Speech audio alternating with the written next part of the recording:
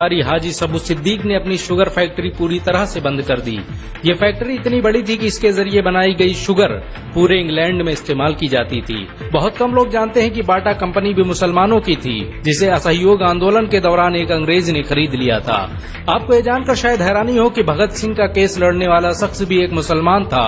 Barrister Asif Ali ने भगत सिंह का case तब लड़ा जब कोई भी भगत सिंह का साथ देने को तैयार नहीं था। इंकलाब जिंदाबाद का नारा देने वाले हजरत मोहानी भी एक मुसलमान थे। उन्होंने ही भारत की आजादी की रूपरेखा तैयार की थी। इतिहासकारों के मुताबिक 1857 में होने वाले विद्रोह में 50,000 उलमाओं को फांसी दी गई और लाखों मुसलमान सरेआम कत्ल कर दिए गए। 1857 में दिल्ली से लेकर कलकत्ता की रोड पर ऐसा कोई पेड़ नहीं था जिस पर मुस्लिम उलमाओं की लाशें न टंगी हो। मुसलमानों ने ही भारत की आजादी के लिए पहली जंग लड़ी। मैसूर के सुल्तान हैदर अली और उसके बेटी टीपू भारत की आजादी के लिए शहीद होने वाले पहले शासक थे। मशहूर क्रांतिकारी अशफाकुल्लाह खान सबसे कम उम्र में फांसी पाने वाले भारत के पहले व्यक्ति थे।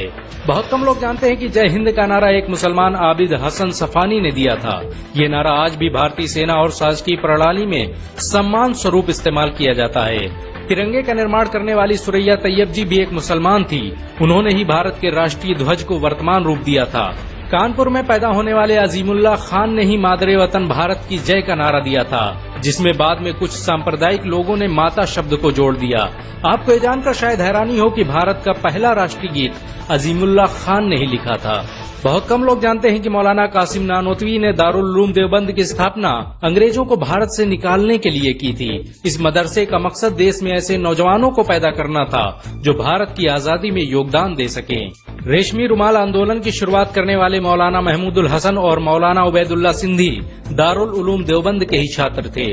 मौलाना उबैदुल्ला सिंधी ने सुभाष चंद्र बोस के साथ मिलकर भारत की पहली अस्थायी सरकार की स्थापना की थी और वह भारत के पहले गृह मंत्री भी थे। आपको ये जानकर शायद हैरानी हो कि मौलाना महमूदुल हसन ने ही 1920 में गांधी को महात्मा का लक़ब दिया था। उनका ये नाम इतना मशहूर हुआ कि पूरी दुनिया में गांधी महात्मा गांधी के नाम से जाने जाने लगे। महमूदुल हसन ने ही हकीम अजमल खान के साथ मिलकर 1920 में जामिया मिलिया इस्लामिया यूनिवर्सिटी की स्थापना की थी, ताकि भारतीय शिक्षा तंत्र को अंग्रेजों के चंगुल से आजाद करवाया जा सके। आपको ये जानकर शायद हैरानी हो कि काला पानी जैसी दर्दनाक सजाओं को पाने वाले 90% से अधिक लोग मुसलमान थे। अंडमान निकोबार में आज भी सबसे ज्यादा कब्रें मुसलमानों की हैं। मुसलमानों के अलावा दूसरे लोगों ने काला पानी से बचने के लिए न सिर्फ माफीनामे लिखे बल्कि अंग्रेजों की मुखबिरी भी की। मुसलमानों ने ही अंग्रेजों के खिलाफ सबसे पहले हथियार उठाए। 1772 में शाह अब्दुल अजीज ने अंग्रेजों के खिलाफ फतवा देते हुए ऐलान किया कि अंग्रेजों की गुलामी हराम है और हर मुसलमान पर फर्ज है कि वो अपने मुल्क और देश की आजादी के लिए खुद को कुर्बान कर दे। 1857 में होने वाले विद्रोह की प्लानिंग एक मुसलमान मौलवी अहमदुल्ला शाह ने की थी। वो भारत के अकेले इंसान थे जिन पर अंग्रेजों ने 50,000 रुपए का इनाम रखा था। ये रकम इतनी बड़ी थी कि राजा जगन्नाथ ने पैसों की लालच में आकर अहमदुल्ला शाह की मुखबिरी कर दी और अंग्रेजों ने उन्हें शहीद कर दिया। बहुत कम लोग जानते हैं कि 1857 में शहीद होने वाले 90% लोग मुसलमान थे। जालियांवाला बाग में जनरल डायर की गोलियों का निशाना बनने वाले अधिकतर लोग भी मुसलमान थे। भारत की आजादी का नेतृत्व करने वाले संगठन इंडियन नेशनल कांग्रेस के 9 से अधिक प्रेसिडेंट मुसलमान रहे। गांधी जी ने अफ्रीका में जहां वकालत की पढ़ाई की, वो कॉलेज भी एक भारतीय मुसलमान का था और वह जब भारत में आए तो उन्होंने आजादी के लिए अली ब्रदर्स के साथ काम करना शुरू किया, जो कि मुसलमान थे। बहुत कम लोग जानते हैं कि 1921 में केरल के मुसलमानों द्वारा अंग्रेजों के खिलाफ लड़ी गई जंग में 3000 से अधिक मुसलमान शहीद हुए थे और 50,000 मुसलमानों के जेल में कैद कर दिया गया था। ये आंदोलन मोपला मुस्लिम आंदोलन के नाम से जाना जाता है।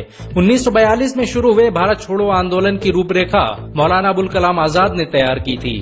संविधान निर्माता डॉक्टर भीमराव अम्बेडकर को पहचान दिलाने में मुसलमानों का बड़ा योगदान रहा है। 1946 में जब भीमराव अम्बेडकर दलित होने की वजह से इलेक्शन हार गए तो बंगाल मुस्लिम लीग ने उन्हें मुस्लिम इलाके से इलेक्शन लड़ने की दावत दी। इस तरह भीमराव अम्बेडकर संविधान सभा का हिस्सा बन सके। अगर मुसलमान भीमराव अम्बेडकर को इलेक्शन न जिताते तो उन्हें कभी भारत के संविधान को लिखने का मौका न मिलता। भारत की आजादी के लिए सबसे ज्यादा लेख, शायरी, गीत और किताबें मुसलमानों ने ही लिखी। अल्लामा इकबाल के जरिए लिखा गया सारे जहां से अच्छा आज पूरे भारत में गाया जाता है। आपको ये जानकर शायद हैरानी होगी कि देश के लिए शहीद होने वाला पहला पत्रकार मौलाना मीर बाकर एक मुसलमान था। भारत की आजादी के लिए मुस्लिम राजाओं और महाराजाओं ने अपने खजाने खोल दिए। कोलकाता के हाजी उस्मान सईद ने अपना सब कुछ भारत की आजादी के लिए कुर्बान कर दिया। हाजी उस्मान की अमीरी का अंदाजा इसी बात से लगाया जा सकता है कि 1920 तक कोलकाता में बनने वाला हर स्कूल और हर बड़ी बिल्डिंग उन्हीं की थी। कोलकाता के पहले सुपर स्टोर कैश बाजार की बुनियाद हाजी सईद ने ही रखी थी, लेकिन बाद में उन्होंने अपनी सारी दौलत देश को दान कर दी और खुद एक किराए के घर में रहने लगे। अमीर हमजा और अब्दुल हबीब यूसुफ मरफानी जैसे मुसलमानों ने अपनी अरबों रुपये की संपत्ति देश की आजादी के लिए कुर्बान कर दी। सुभाष चंद्र बोस द्वारा अफगानिस्तान में स्थापित की गई सरकार में 9 में से 5 मंत्री मुसलमान थे। भारत की आजादी के लिए देश भर में मौजूद मस्जिदों को किलों की तरह इस्तेमाल किया गया। इन मस्जिदों में सुबह शाम हर वक्त भारत की आजादी के लिए ऐलान हुआ करते थे। आजादी के वक्त कोई मस्जिद ऐसी नहीं थी जिसकी दीवारों पर मुसलमानों का खून न लगा हो। इन सब के अलावा ऐसे करोड़ों मुसलमान हैं जिन्होंने भारत की आजादी और उसकी अस्मिता के लिए अपना सब कुछ कुर्बान कर दिया। सच तो ये है कि भारत की आजादी मुसलमानों के बगैर मुमकिन न थी। भारत आज भी आजादी के लिए मुसलमानों का एहसानमंद है।